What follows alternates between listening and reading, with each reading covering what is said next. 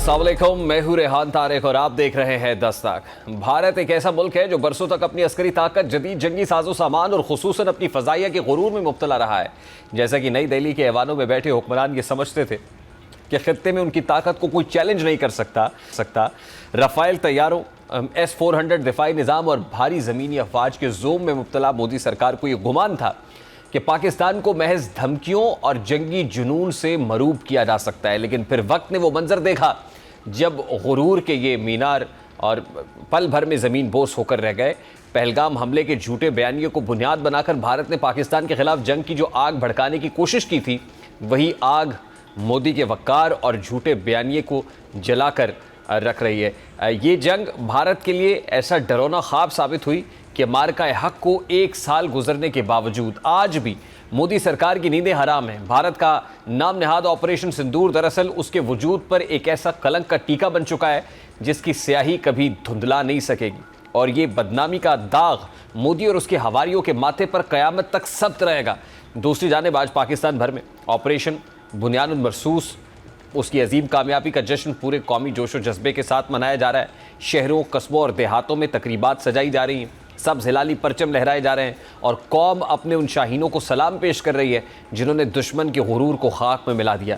और आखिर कौम ये जश्न क्यों ना मनाए, क्योंकि आज ही के दिन पाक फ़ज़ाइया ने भारतीय जारहियत का ऐसा मुंह तोड़ जवाब दिया था जिसने दुनिया को हैरत में डाल दिया।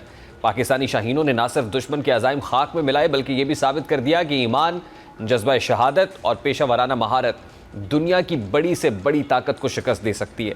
मार्का हक में पाक फ़ौज और पाक फ़ज़ाइया की शानदार कारकर्दगी आज भी दुश्मन के दिल में खौफ की अलामत बनी हुई है। खुसूसन फ़तह सीरीज़ के मिसाइल सिस्टम ने भारत पर ऐसी हैबत तारी की है कि दुश्मन के ऐवानों में लर्ज़ा तारी हो गया है।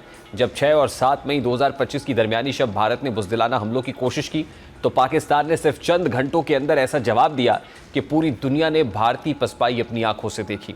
ऑपरेशन बुनियानुल मरसूस का आगाज़ फ़तह मिसाइल्स की घनगरज से हुआ। ये जदीद मिसाइल सिस्टम नहायत दुरुस्तगी के साथ दुश्मन के अहम अहदाफ को निशाना बनाने की सलाहियत रखता था। पाकिस्तान के शाहीनों ने दुश्मन के उन मराकज़ को निशाना बनाया जहाँ से पाकिस्तान के ख़िलाफ़ साजिशों की आग भड़काई जा रही थी। फिर वो लम्हा आया जब फ़ज़ाई हुदूद में दुनिया के सर फहरिस्त भारतीय लड़ाका तैयारों का गुरूर भी खाक में मिल गया। भारत जिन राफ़ेल तैयारों पर नाज करता था वो पाक फ़ज़ाइया की हिकमत अमली और जुर्रत के सामने बेबस दिखाई दी और पाकिस्तानी शाहीनों ने मौके पर 8 भारतीय तैयारों को निशाने इबरत बनाया। इसके साथ साथ दुश्मन के S-400 एयर डिफेंस सिस्टम को शदीद नुकसान पहुंचाया गया जिसे भारत नाकाबिले तस्खीर समझता था। पाकिस्तानी GF-17 थंडर और J-10C तैयारे जदीद PL-15 मिसाइल से लैस थे जिन्होंने दुश्मन को संभलने का मौका तक न दिया। 5 घंटे से ज़ायद जारी रहने वाली तारीखी डॉग फाइट में तकरीबन 120 तैयारे फ़ज़ा में मौजूद रहे, लेकिन पाकिस्तानी शाहीनों ने अपनी महारत, जुर्रत और पेशा वराना बर्तरी से भारतीय फ़ज़ाइया को ऐसा सबक सिखाया जो उसकी तारीख का स्याह तरीन बाब बन गया। श्रीनगर से लेकर भटिंडा तक दुश्मन खौफ में मुब्तला रहा। पाक फ़ज़ाइया ने दुश्मन के आसाब पर ऐसी ज़रब लगाई कि भारतीय फ़ौजी क़यादत बौखलाहट में मुब्तला हो गई, क्योंकि दुश्मन को हिलने तक नहीं दिया गया।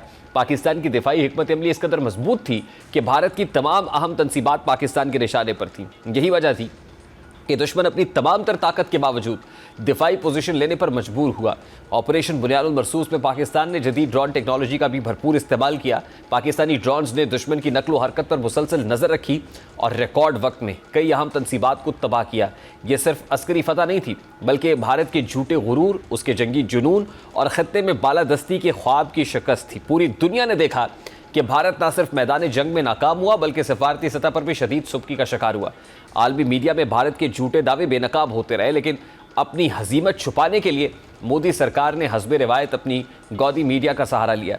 झूठे प्रोपेगेंडे के जरिए ये तासुर देने की कोशिश की गई कि भारत ने पाकिस्तान की कई तनसीबात को निशाना बनाया और जंग में कामयाबी हासिल की, लेकिन सच कभी छुप नहीं सकता।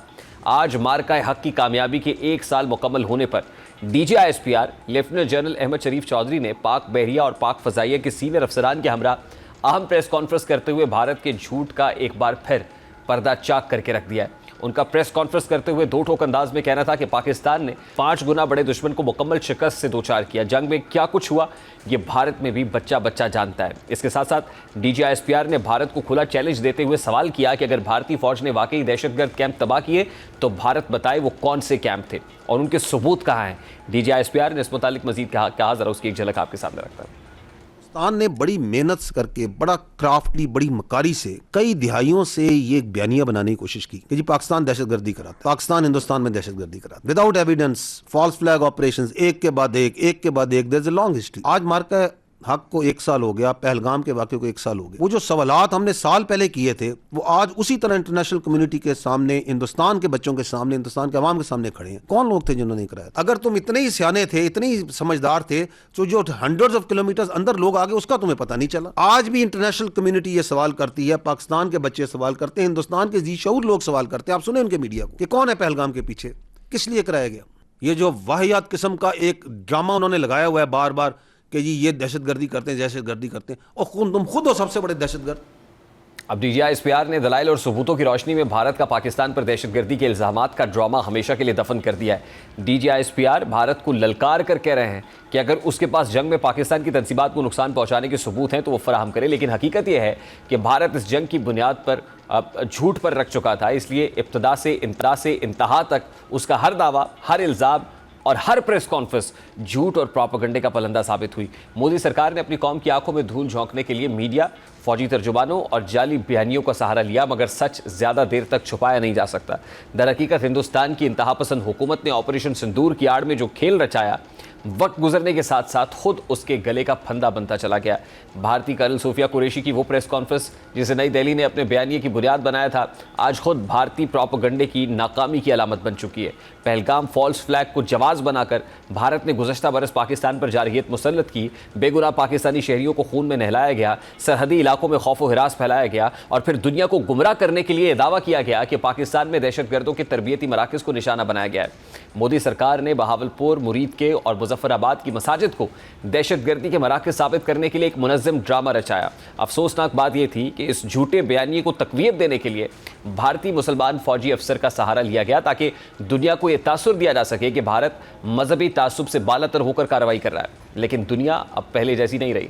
عالمی میڈیا, بین الاقوامی مبصرین اور دفاعی ماہرین نے جلد ہی بھارتی دعووں میں موجود تضادات کو بے نقاب کر دیا ہے. اب دنیا سمجھ چکی ہے کہ پہلگام واقعہ اور پھر آپریشن سندور دراصل پاکستان کو بدنام کرنے, خطے میں کشیدگی بڑھانے اور اپنے سیاسی مقاصد حاصل کرنے کا ایک سوچا سمجھا منصوبہ تھا. لیکن بھارت کو اس مہم میں وہ کامیابی نہ مل سکی جس کا مودی سرکار خواب دیکھ رہی تھی.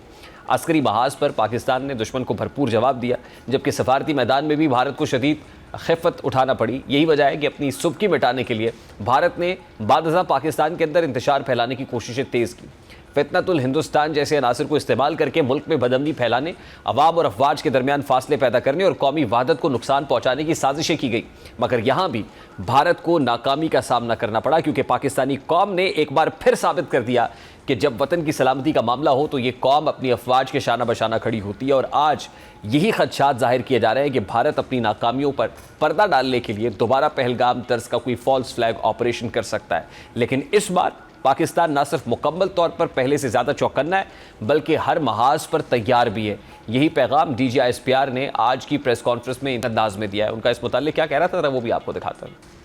کئی گنا بڑے دشمن کو, اس کے گھمنڈ کو, ایک کثیر الجہتی جسے ہم کہتے ہیں ملٹی ڈومین آپریشنز وار کے اندر, اس کو ایک مکمل شکست سے دوچار کیا. جو ہوا وہ اس قوم کا بچہ بچہ جانتا ہے, وہ آپ سب جانتے ہیں. اس قوم کیا ہندوستان کے بچے بھی جانتے ہیں. پاکستان کی نیوی اور پاکستان کی جو ایئر فورس ہے, they have been making around in during this year. کسی کا باپ بھی پاکستان پہ آنچ نہیں لا سکتا کہ یہ جو سمجھتا ہے, کوئی سمجھتا ہے کہ دو نیوکلیئر نیبرز کے درمیان, کسی بھی دو نیوکلیئر نیبرز کے درمیان کوئی سمجھتا ہے یہ پاگل پن ہے. اب DGISPR نے یہ واضح کیا ہے کہ بھارت اگر کسی غلط فہمی میں مبتلا ہے تو اسے اپنی تاریخ یاد کر لینی چاہیے, کیونکہ پاکستان نے نہ صرف اپنے سے کئی گنا بڑے دشمن کو شکست دی بلکہ اسے پوری دنیا میں رسوا بھی کیا. آج بھارت کے جھوٹے دعوے زمین بوس ہو چکے ہیں, جبکہ پاکستان کا موقف عالمی سطح پر مضبوط ہو کر سامنے آیا ہے. یہی وجہ ہے کہ مودی سرکار آج بھی بوکھلاہٹ کا شکار ہے, جبکہ پاکستان کا سبز ہلالی پرچم پہلے سے زیادہ سربلند نظر آ رہا ہے. اب اس میں کوئی شک نہیں کہ پاکستان کی تینوں افواج, چاہے وہ بری ہو, بحری ہوں یا پھر فضائیہ ہوں, وہ دشمن کے ارادوں کو خاک میں ملانے کے لیے ہر لمحہ تیار ہے، اور مارکہ حق اس کی جیتی جاگتی مثال ہے، جہاں پاکستان کی آرمی نے تو کلیدی کردار ادا کیا، لیکن پاک فضائیہ اور بحری فوج نے بھی اپنی ذمہ داریوں کو مثالی طریقے سے انجام دیا، اور یہاں پاک فضائیہ نے دشمن کی کئی طیاروں پر جو قیامت ڈھائی وہ اپنی مثال آپ تھا۔ یہی وجہ ہے کہ پاک فضائیہ نے deputy air staff air vice marshal Tariq Ghazi فخریہ انداز میں یہ کہہ رہے ہیں کہ فیلڈ مارشل کی بہترین قیادت نے کامیابی میں اہم کردار ادا کیا، دشمن کی تمام تنصیبات پاک پر تھی۔ انہوں نے اس متعلق کیا کہا ذرا وہ بھی آپ کے سامنے رکھتا ہے۔ 4 رفیل ایئر کرافٹ فلائی کرتے ہیں اور ہاٹ ویکٹرز پہ کشمیر ریجن میں ٹرن کرنے کی کوشش کرتے ہیں، تو ان کو چھوٹا سا ویلکم نوٹ پی ایف کی اسٹرانگ ای ڈبلیو اسپیس اور سائبر کا ایک تھوڑا سا ان کو ایک ایپلیکیشن ہوئی، جس کے اندر جو ہم نے دیکھا کہ امیجیٹلی ڈیٹا لنکس کمیونیکیشن اور گائیڈنس دے لاسٹ اٹ، اور اس کا امیجیٹ افیکٹ یہ تھا they had to discontinue mission, اور انہوں نے ایمرجنسی ریکوری کی کلوزسٹ ایئر فیلڈ پہ جو کہ سری نگر میں تھا۔ اس سے قبل دشمن کو اپنی افواج اور بالخصوص جو بحری قوت ہے اس پہ بہت ناز تھا، مگر سوال یہ پیدا ہوتا ہے اس مارکے کے بعد کہ ہر طرح سے لیس جو بھارتی بحریہ تھی اور پاکستان کے خلاف جارحیت کی ہمت کیوں نہ کر سکی، لیکن بھارتی بحریہ اپنی بحری پناہ گاہوں تک ہی محدود رہی۔ ان نٹشل پاک بحریہ نے اس مارکے کے دوران کئی گنا بڑے دشمن کو انتہائی پیشہ ورانہ اور مؤثر انداز میں۔ اس وقت senior defence analyst colonel retired Abid Latif صاحب نے ہمیں جوائن کیا ہے۔ السلام علیکم sir, thank you very much for joining اس۔ مارکہ حق 1 سال مکمل ہوا ہے، آپریشن بنیان المرصوص کی سکسیس ظاہر ہے پوری دنیا کے اندر جو ہے اس کا توتی بول رہا ہے۔ At this point in time جو اچیومنٹ ہماری رہی فرام ہیئر آن، ظاہر ہے کہ اس کے بعد سے پاکستان کی جو پوزیشن ہے اس کے اندر کیا تبدیلی آئی ہے خطے کے اندر، اور اسٹریٹجک پوائنٹ آف ویو سے ڈپلومیٹک فرنٹ کے اوپر تو ہم اپنی اچیومنٹس کو دیکھ رہے ہیں، اسٹریٹجک پوائنٹ آف ویو سے how do you see that? جی بہت شکریہ مجھے انوائٹ کرنے کے لیے۔ جی بالکل، دیکھیے اسٹریٹجک پوائنٹ آف ویو سے تو بالکل میں یہ کہوں گا کہ یہ ایک اسٹریٹجک ریسیٹ ہے جو کہ اس ریجن کے اندر اور اس پرٹیکولرلی جو سب کانٹیننٹ ہے اس کے اندر ہو گیا۔ دیکھیں پہلے تو یہ کہ جو انڈیا اس پورے ریجن کا ہیجمون تھا، اور جو باقی جو ہمالین کنٹریز، سری لنکا، ان کو آپ دیکھیں، ایون چھوٹے آئلینڈ کنٹریز، ان سب کو ایک طرح سے وہ کوشش کرتا تھا کہ وہ جو پولیٹیکل ریئلٹیز ڈکٹیٹ کرے اور اپنی ریئلٹیز ڈکٹیٹ کرے۔ تو اس مارکے کے بعد ایک تو وہ چیز چینج ہوگی، پھر دوسرا جو انڈیا کا جو اسٹیچر تھا، جس طرح سے وہ ایک انڈین اوشن اور پھر پیسیفک اوشن اور پھر وہ پیوٹ ٹو پیسیفک جو ہے وہ بن رہا تھا، اور جس طریقے سے اس کو کوڈ اور بہت سارے ڈفرینٹ الائنسز کے اندر شامل کیا گیا تھا، جو کہ جس کا مطلب یہ تھا کہ وہ جو ویسٹرن انٹرسٹ ہیں، پرٹیکولرلی امریکن انٹرسٹ، ان کو گارڈ کرے انڈین اوشن میں بھی اور اس پیسیفک اوشن میں بھی، اور اسپیشلی جو ویسٹ پیسیفک ہے، جو انڈین اوشن کے جو وہ حصہ جو کہ نکوبار، انڈمان اور ملاکا سے آگے کا بنتا ہے، وہاں پہ بھی۔ تو انڈیا کا وہ اسٹیچر جو ہے جی، وہ بھی میں سمجھتا ہوں بہت زیادہ افیکٹ ہوا۔ پھر جو انڈیا کا ایز اے اسٹیٹ جو اس کا اسٹیٹ کرافٹ ہے وہ بھی ایکسپوز ہو گیا جی، جو کہ ایکچولی ڈیسیٹ کے اوپر، ڈس انفارمیشن کے اوپر، مس انفارمیشن کے اوپر، ٹیررزم کے اوپر بیسڈ ہے، وہ بھی ایک طرح سے ایکسپوز ہو گیا۔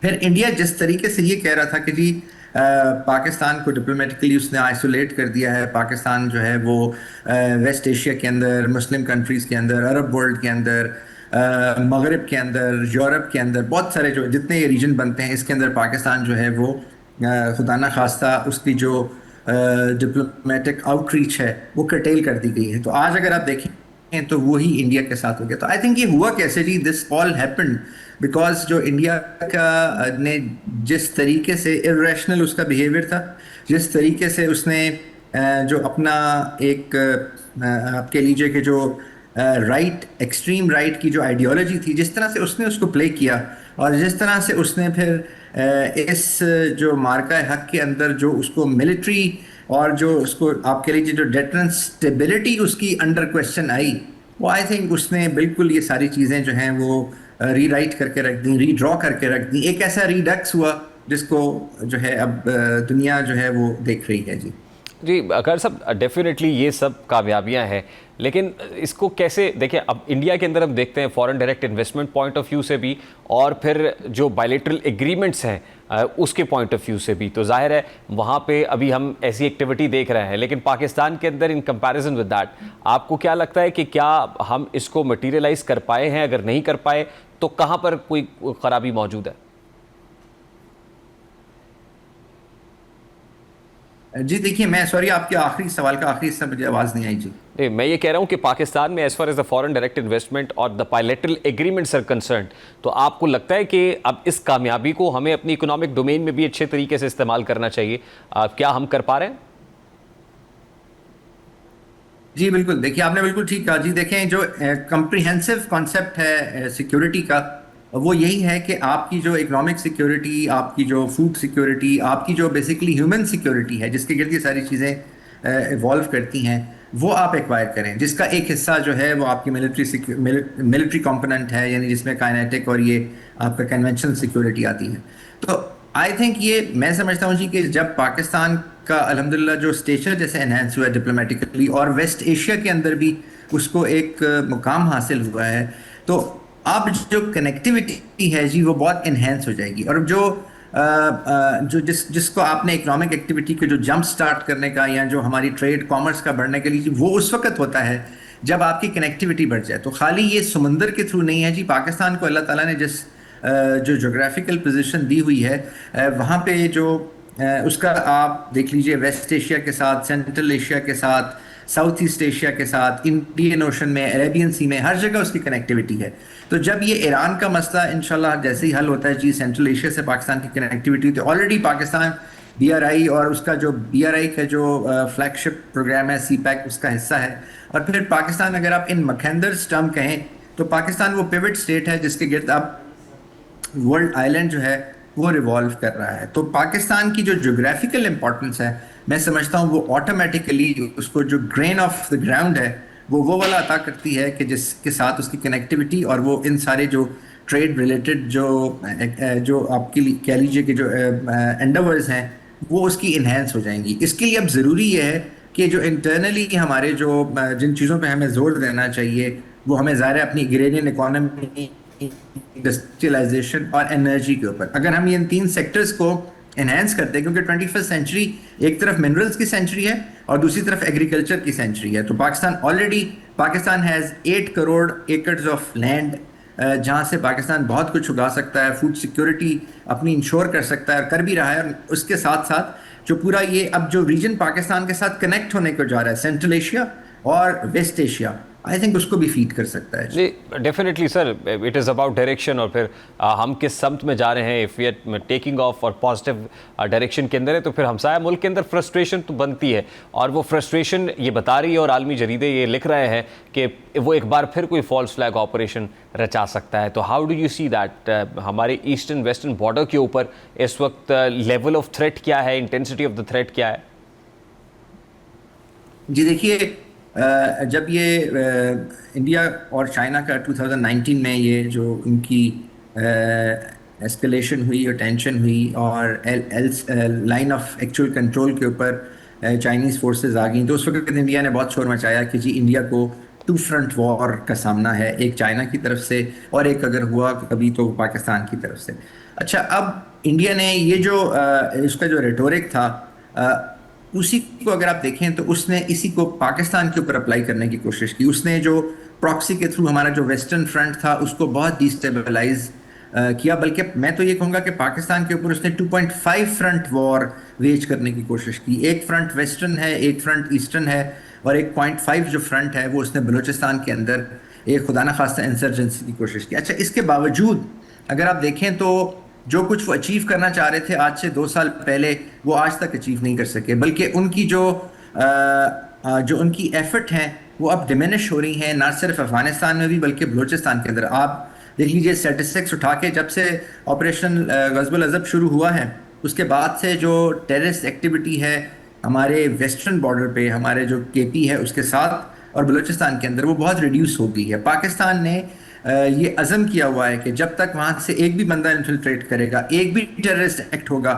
یہ آپریشن جاری رہے گا. اور یہ آپریشن خالی بارڈر تک نہیں ہوگا، یہ جو اس کی پوری کل چین ہے اس کو انگیج کیا جائے گا. سو یہ لیکن اگر اس کو آپ اس کانٹیکسٹ میں دیکھیں کہ کیا اس سارے کے باوجود کیا آپ جو انڈیا ہے وہ اس کو یہ بات سمجھ آ گئی ہے جو کچھ اس کے ساتھ مارکا حق میں ہوا, تو کیا وہ دوبارہ کوئی ایسے ایڈونچر کی کوشش کرے گا؟ تو جی میں سمجھتا ہوں کیونکہ وہاں پہ جو ان کی کبال ہے, جو ان کی لیڈرشپ ہے, جو ان کی اسٹریٹجک ایلیٹ ہے, اس کے اندر میں سمجھتا ہوں ریشنلٹی کا ایشو ہے, کیونکہ وہ ایکسٹریم ہندوتا آئیڈیالوجی کی وجہ سے ایکسٹریم رائٹ پہ, اتنا رائٹ پہ چلے گئے ہیں کہ ہائپر نیشنلزم سے اب وہ فیسزم کی طرف چلے گئے ہیں.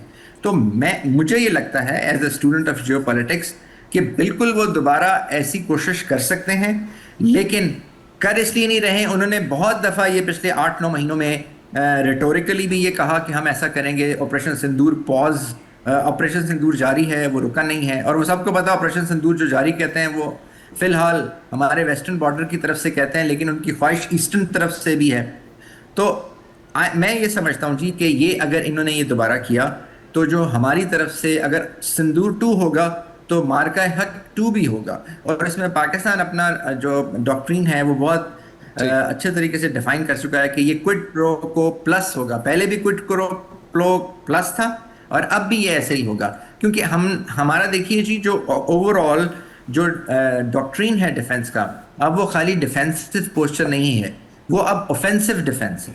سو آئی تھنک یہ ایک میسج جو ہے وہ دشمن کو, ہمارے جو انمی ہے اس کو چلا بھی گیا ہے اور ان کو اس کا ادراک بھی ہے. اور جہاں تک بات ہے ٹیکنالوجی کی, ٹیکنالوجیکل ڈیٹرنس کی, تو وہ مارکا حق میں ہم آلریڈی کنونشنل اور ٹیکنالوجیکل ڈیٹرنس جو ہے وہ پروف کر چکے ہیں, بلکہ اسٹیبلٹی بھی پروف کر چکے ہیں. جی I have to take a break ہے. بہت شکریہ کرنل ریٹائرڈ عابد ہمارے ساتھ موجود تھے. ایک بریک لیتے ہیں, بریک کے بعد واپس آتے ہیں.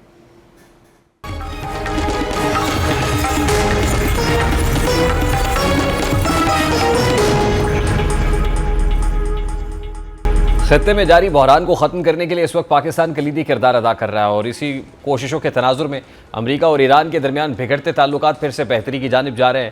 اور اسی پس منظر میں عالمی میڈیا کی ایک رپورٹ اہم پیش رفت کی طرف بھی اشارہ کر رہی ہے, جو مستقل جنگ بندی کی طرف ایک مثبت اشارے کے طور پر دیکھی جا رہی ہے. جیسا کہ ایک ترک خبر رساں ادارے کے مطابق پاکستان آئندہ ہفتے امریکہ اور ایران کے درمیان مذاکرات کے دوسرے دور کی میزبانی کرے گا. رپورٹ کے مطابق امریکی صدر ڈونلڈ ٹرمپ کے دورہ چین سے قبل ان کے درمیان ابتدائی معاہدے کے طے ہو جانے کا امکان ہے, جبکہ تنازع کے 85% معاملات طے پا چکے ہیں, لیکن جوہری مسئلہ اب بھی سب سے بڑی رکاوٹ بنا ہوا ہے. ترک خبر رساں ادارے کے مطابق دونوں ممالک کے درمیان جاری جنگ کے خاتمے کے لیے بات چیت کی بحالی متوقع ہے, جبکہ رپورٹ میں یہ امکان ظاہر کیا گیا ہے کہ 14 اور 15 مئی کو ٹرمپ کے دورہ چین سے قبل دونوں فریقین میں ایک ابتدائی معاہدہ طے پا سکتا ہے. اور پاکستان آئندہ ہفتے امریکہ اور ایران کے درمیان تعطل کا شکار امن مذاکرات کے دوسرے دور کی میزبانی کی توقع کر رہا ہے, جبکہ ذرائع کے مطابق حالیہ پیش رفت کو مد نظر رکھتے ہوئے اسلام آباد کو امید ہے کہ دونوں فریقین مذاکرات دوبارہ شروع کریں گے. اب اس تمام پیش رفت نے ایک بار پھر اسلام آباد کو عالمی سفارتکاری کے مرکز میں لا کھڑا کیا ہے. خطے میں کشیدگی کم کروانے اور متحارب فریقین کو مذاکرات کی میز پر لانے کی جو کوششیں پاکستان مسلسل کر رہا ہے, اس کے باعث اب دنیا کی نظریں دوبارہ پاکستان پر مرکوز ہوتی دکھائی دے رہی ہیں. ماضی میں بھی پاکستان نے افغانستان, چین, امریکہ اور مشرق وسطیٰ کے معاملات میں اہم سفارتی کردار ادا کیا, اور اب ایک بار پھر اسلام آباد عالمی سطح پر ایک ایسے پلیٹ فارم کے طور پر سامنے آ رہا ہے جہاں تنازعات کے حل کے لیے پیش رفت ممکن بنائی جا رہی ہے.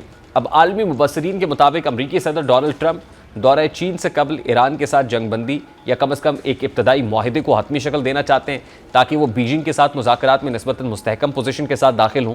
ٹرمپ بخوبی جانتے ہیں کہ اگر مشرق وسطیٰ میں کشیدگی برقرار رہی تو اس کے اثرات عالمی معیشت, تیل کی قیمتوں اور امریکی داخلی سیاست پر بھی مرتب ہوں گے. دوسری جانب چین پہلے ہی خطے میں اپنا اثر و رسوخ بڑھا رہا ہے, لہٰذا ٹرمپ انتظامیہ یہ تاثر دینا چاہتی ہے کہ امریکہ اب بھی عالمی تنازعات کے حل میں مرکزی کردار ادا کرتا ہے. اور یہی وجہ ہے کہ امریکی صدر معاہدے کی امید ظاہر کرتے ہوئے کہہ رہے ہیں کہ ایران کے ساتھ جنگ جلد ختم ہو جائے گی, کیونکہ گزشتہ 24 گھنٹوں میں ایران کے ساتھ مثبت پیش رفت ہوئی ہے. ٹرمپ نے اس حوالے سے کی ہے, ذرا اس کی ایک جھلک آپ کے سامنے رکھتا ہوں. اب امریکی صدر کے حالیہ بیان کو اگر باریک بینی سے دیکھا جائے تو اس میں واضح طور پر سختی اور لچک دونوں پہلو موجود ہیں. ایک طرف وہ ایران کو ایٹمی ہتھیار حاصل نہ کرنے دینے کے موقف پر قائم دکھائی دیتا ہے, جبکہ دوسری جانب مثبت مذاکرات کا ذکر کر کے وہ سفارتی حل کی طرف پیش رفت کا اندیا بھی دے رہے ہیں۔ یہی وجہ ہے کہ عالمی مبصرین اب یہ سمجھ رہے ہیں کہ واشنگٹن مکمل محاذرائی کی بجائے ایک کنٹرولڈ اور مذاکراتی راستہ اختیار کرنا چاہتا ہے، اور امریکی صدر کی جانب سے یہ مثبت رویہ اس بات کا اندیا دے رہا ہے کہ فیلڈ مارشل سید عاصم منیر امن کی کوششوں میں دن رات ایک کیے ہوئے ہیں، اور آج اسی کا نتیجہ ہے کہ دونوں فریقین میں پھر سے مستقل جنگ بندی کی بازگشت سنائی دے رہی ہے۔ اسی تناظر میں اسپین کے ایک بین الاقوامی جریدے ایلبیس کی رپورٹ بھی منظر عام پر آئی ہے، جس میں فیلڈ مارشل کی قائدانہ صلاحیتوں اور کامیاب ملٹری ڈپلومیسی کو عالمی سطح پر سراہا گیا ہے۔ اسپین کے معروف جریدے کے مطابق مئی 2025 کی پاک بھارت جنگ میں فیلڈ مارشل سید عاصم منیر ایک فاتح اور بہادر فوجی رہنما کے طور پر ابھرے۔ رپورٹ کے مطابق فیلڈ مارشل ایک بااثر شخصیت ہیں اور امریکہ اور ایران کے درمیان سیز فائر میں ان کا کردار انتہائی اہمیت کا حامل ہے۔ رپورٹ کے مطابق تاریخ میں پہلی مرتبہ کسی امریکی صدر نے کسی پاکستانی فوجی کی سربراہی کی میزبانی کی جو سربراہ مملکت نہیں تھے، جبکہ رپورٹ میں یہ بھی کہا گیا ہے کہ صدر ٹرمپ نے فیلڈ مارشل سید عاصم منیر کو غیر معمولی، بہادر اور عظیم جنگجو قرار دیا۔ رپورٹ کے مطابق فیلڈ مارشل سید عاصم منیر امریکہ اور ایران مذاکرات میں بطور ثالث بات چیت کو آگے بڑھا رہے ہیں اور ان چند عالمی شخصیات میں شامل ہیں جو بیک وقت امریکہ اور ایران دونوں کے ساتھ مؤثر پیغام رسانی کی صلاحیت رکھتے ہیں۔ جریدے کے مطابق فیلڈ مارشل سید عاصم منیر علاقائی اور بین الاقوامی پیچیدہ معاملات کو بہتر انداز میں سمجھتے ہیں، اور یہی صلاحیت انہیں موجودہ سفارتی ماحول میں ایک مؤثر کردار بناتی ہے۔ اب اس رپورٹ کو دیکھا جائے تو یہ واضح ہوتا ہے کہ عالمی سطح پر پاکستان کی عسکری اور سفارتی قیادت کو اب صرف خطے تک محدود نہیں دیکھا جا رہا، بلکہ عالمی تنازعات کے حل میں بھی ایک مؤثر شراکت دار کے طور پر تسلیم کیا جا رہا ہے۔ یہی وجہ ہے کہ اب پاکستان نہ صرف جنوبی ایشیا بلکہ مشرق وسطیٰ کے اہم معاملات میں بھی ایک قابل اعتماد ثالث کے طور پر ابھر رہا ہے، اور یہی وجہ ہے کہ اب ان کی کوششوں میں فیلڈ مارشل کی خدمات کو سراہتے ہوئے وزیر داخلہ محسن نقوی کا کہنا ہے کہ فیلڈ مارشل سید عاصم منیر نے ایران اور امریکہ کے درمیان مذاکرات میں بھی اہم کردار ادا کیا۔ فیلڈ مارشل کو مذاکرات میں بھی اللہ کی مدد حاصل۔ وزیر اعظم شہباز شریف نے اپنی گفتگو میں یہ امید ظاہر کی کہ بہت جلد ایران اور امریکہ میں معاملات طے پا جائیں گے اور خطے میں امن قائم ہوگا۔ اس متعلق کیا گفتگو دیکھنے کو ملی، ذرا اس کی ایک جھلک آپ کے ساتھ رکھتا ہوں۔ پاکستان کی سیاسی اور عسکری قیادت نے کیا اس میں رول ادا کیا، دن رات ایران سے، دن رات امریکہ سے رابطے کر کے اور جنگ کو رکوایا، جنگ بندی میں توسیع کروائی۔ مجھے اللہ تعالیٰ کے فضل و کرم سے کبھی یقین ہے کہ انشاءاللہ یہ cease fire long term cease fire ہوگا اور خطے میں ہمیشہ کے لیے امن قائم ہوگا۔ فیلڈ مارشل کو جس طریقے سے بلیسنگ تھی امریکہ اور ایران کے مذاکرات میں بھی، اگر کوئی نارمل چیز ہو رہی ہوتی تو کب کے لوگ ہمت ہار گئے ہوتے، لیکن جس طرح سے ان کو اس میں بھی اللہ تعالیٰ کی مدد ملی ہے، یہ میں نے خود مذاکرات کو ٹوٹتے اور جڑتے گھنٹوں میں دیکھا ہے، اور وہ ممکن نہیں تھا کہ اگر اللہ تعالیٰ کی بلیسنگ نہ ہو اس ایران اور امریکہ کے مذاکرات میں، کیونکہ ایک دفعہ دونوں ملک کس سوچ پہ چلے گئے اور ان کو واپس لانا میرا نہیں خیال کہ ہیومنلی پاسبل تھا، بٹ اللہ تعالیٰ نے ان کی مدد کی۔ وزیر اعظم شہباز شریف اور وزیر داخلہ محسن نقوی کے بیانات کو اگر موجودہ علاقائی صورتحال کے تناظر میں دیکھا جائے تو یہ واضح ہوتا ہے کہ پاکستان کی سیاسی اور عسکری قیادت ایک ہی پیج پر دکھائی دے رہی ہیں۔ یہی ہم آہنگی پاکستان کے سفارتی پوزیشن کو مزید مضبوط بنا رہی ہے۔ ایک طرف پاکستان عالمی سطح پر امن کے فروغ کے لیے کردار ادا کر رہا ہے تو دوسری جانب عالمی طاقتیں بھی اسلام آباد کی کوششوں کو سنجیدگی سے دیکھ رہی ہیں۔ بریک لیتے ہیں اور بریک کے بعد واپس آتے ہیں۔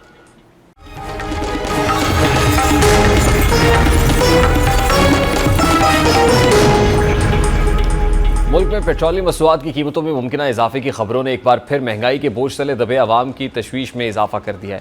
جیسا کہ میڈیا رپورٹس کے مطابق پیٹرول کی قیمت میں تقریباً 4 روپے 75 پیسے فی لیٹر اضافے کا امکان ظاہر کیا جا رہا ہے، جبکہ ہائی سپیڈ ڈیزل کی قیمت میں معمولی رد و بدل متوقع ہے۔ اس ممکنہ اضافے کی بنیادی وجہ عالمی منڈی میں خام تیل کی قیمتوں میں اتار چڑھاؤ اور فری آن بورڈ قیمت میں اضافہ بتایا جا رہا ہے۔ تاہم اس پوری صورتحال کو صرف عالمی قیمتوں تک محدود ہو کر سمجھنا درست نہیں ہے، بلکہ اس کے پیچھے داخلی معاشی نظام، ٹیکس پالیسیز اور روپے کی قدر میں کمی جیسے عوامل بھی اہم کردار ادا کر رہے ہیں۔ پاکستان میں پیٹرولیم مصنوعات کی قیمتیں براہ راست نہ صرف ٹرانسپورٹ کے شعبے کو متاثر کرتی ہیں بلکہ یہ مجموعی معیشت میں مہنگائی کے ایک بڑے محرک کے طور پر کام کرتی ہیں۔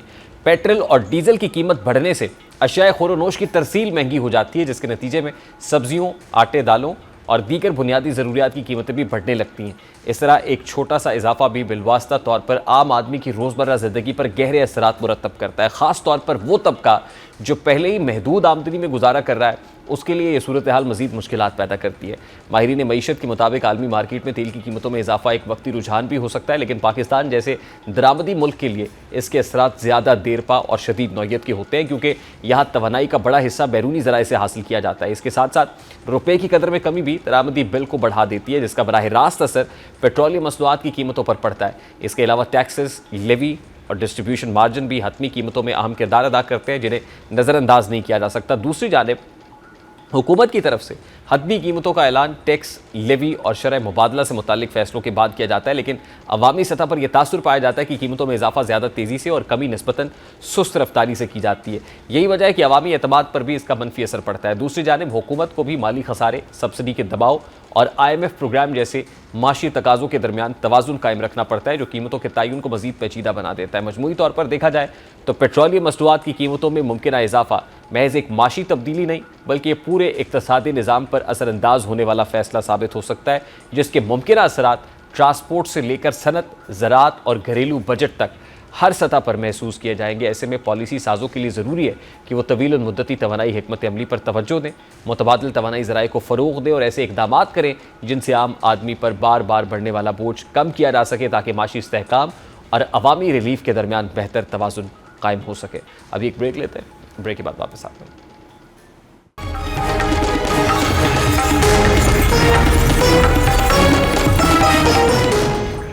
معیشت کی بحالی، IMF کی شرائط اور عوامی ریلیف کے درمیان توازن قائم رکھنا اس وقت حکومت کے لیے سب سے بڑا چیلنج بن چکا ہے۔ ایک طرف حکومت مالی خسارے اور گردشی قرضے پر قابو پانے کی کوشش کر رہی ہے، تو دوسری جانب مہنگائی سے پریشان عوام مزید بوجھ اٹھانے کی سکت ہوتے چلے جا رہے ہیں۔ ایسے میں 200 یونٹس تک بجلی استعمال کرنے والے صارفین کے لیے سبسڈی ختم کرنے اور ہدفی سبسڈی متعارف کروانے کی تجویز نے ایک نئی بحث کو جنم دے دیا ہے کہ آیا یہ فیصلہ معیشت کو سہارا دے گا یا عام آدمی کی مشکلات میں مزید اضافہ کرے گا۔ دیکھا جائے تو پاکستان کی جانب سے IMF کو دی گئی یقین دہانیاں دراصل ملکی توانائی نظام میں ایک بڑی پالیسی تبدیلی کا اشارہ ہے۔ اگر حکومت واقعی 200 یونٹس تک بجلی استعمال کرنے والوں کے لیے موجودہ عمومی سبسڈی ختم کر کے جنوری 2027 سے ہدفی سبسڈی کا نظام نافذ کرتی ہے، تو اس کے اثرات نہ صرف معیشت بلکہ عام شہریوں کی زندگی پر بھی براہ راست مرتب ہوں گے۔ بظاہر یہ فیصلہ مالی نظم و ضبط اور سبسڈی کے شفاف استعمال کے لیے کیا جا رہا ہے، لیکن اس کے مثبت اور منفی دونوں پہلو سامنے آئیں گے۔ پاکستان میں کئی برسوں سے 200 یونٹس تک بجلی استعمال کرنے والے صارفین کو رعایتی نرخوں پر بجلی فراہم کی جاتی رہی ہے تاکہ کم آمدنی والے طبقے کو ریلیف دیا جا سکے۔ تاہم حکومت اور IMF کا موقف ہے کہ موجودہ نظام میں بڑے پیمانے پر بے ضابطگیاں موجود ہیں۔ کئی خاندان 2 یا 3 میٹر لگوا کر ہر میٹر کی کھپت 200 یونٹ سے کم رکھتے ہیں اور یوں وہ زیادہ سبسڈی حاصل کرنے میں کامیاب ہو جاتے ہیں۔ اس صورتحال پہ اصل مستحق اور غیر مستحق صارفین کے درمیان فرق ختم ہو جاتا ہے، جس سے قومی خزانے پر اضافی بوجھ پڑتا ہے۔ یہی وجہ ہے کہ ماہرین معیشت کے نزدیک نئے مجوزہ نظام کا سب سے بڑا فائدہ یہ ہوگا کہ سبسڈی صرف ان افراد تک محدود ہو جائے گی جو واقعی مالی طور پر کمزور ہیں۔